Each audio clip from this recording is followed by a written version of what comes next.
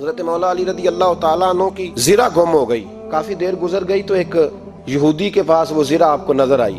حضرت علی نے ڈائریکٹ اس سے چھین نہیں لی، حالانکہ امیر المومنین تھے. ہمارے ہاں ڈنڈا بھی بڑا چلتا ہے نا، جو طاقتور ہوتا ہے وہ تو تھانے جاتا ہی نہیں، اس کو ضرورت نہیں، اس نے تو بندے رکھے ہوئے ہیں، اس کو تو پتہ ہے کام کیسے لینا ہے. لیکن حضرت علی نے آئینی رستہ اختیار کیا، قانونی رستہ.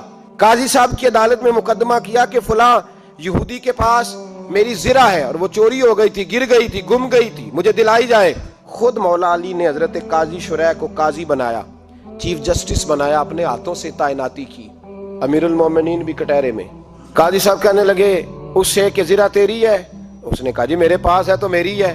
قاضی صاحب کہنے لگے حضرت علی سے گواہ آپ کو دینے پڑیں گے کیونکہ مقدمہ آپ نے کیا ہے.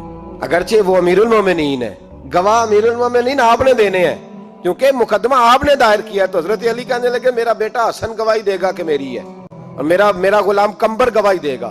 قاضی صاحب کہنے لگے حضور ان کی گواہی درست تو ہے پر میں نہیں تسلیم کرتا، اس لیے کہ بیٹے تو باپ کے حق میں بولا ہی کرتے ہیں، نوکر تو آقاؤں کے حق میں بولتے ہی ہیں، جائیں کوئی غیر جانبدار بندہ لے کے آئیں جو گواہی دے.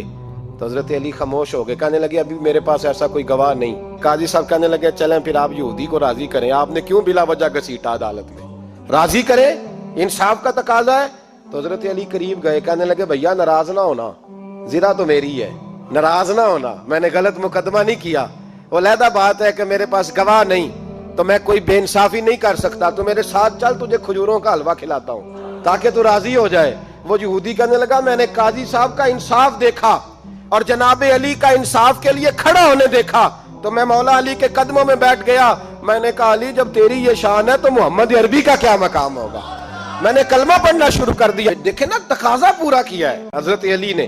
تو وہ کہنے لگا علی تیرے انصاف کے رنگ نے نا، جملہ یاد رکھنا، کہنے لگا یہودی علی تیرے انصاف کے اس رنگ نے میرے دل سے کفر کی میل دور کر دی، تیرے عدل نے میرا کفر توڑ دیا، کفر.